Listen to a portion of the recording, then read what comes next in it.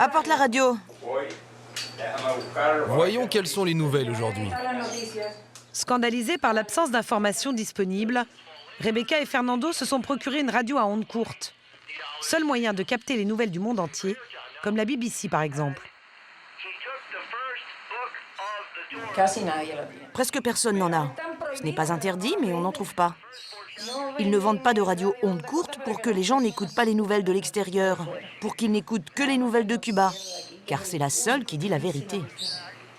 Mais ils ont beau avoir une radio adaptée, certaines stations internationales sont censurées.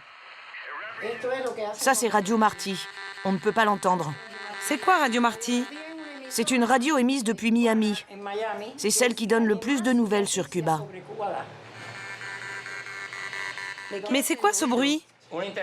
C'est une interférence que met l'État pour brouiller les ondes. L'information ici est très limitée et très manipulée.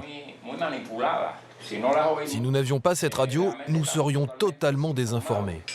L'immense majorité du peuple cubain lutte pour trouver ce qu'il va mettre sur la table. Ils passent la journée à courir pour rapporter de la nourriture. L'État le fait exprès pour que les gens cherchent en permanence quoi se mettre sous la dent et n'aient pas le temps de réfléchir. Ici, il n'y a pas le temps de penser à autre chose qu'à manger. Je croyais sans fidèle à l'époque. Mais quand je suis allée à Paris, j'ai commencé à voir une autre presse, d'autres opinions, une autre télé.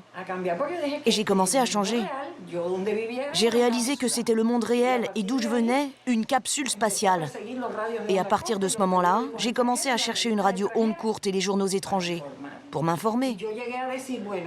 Et je me suis dit, soit le monde entier ment, soit nous sommes les menteurs.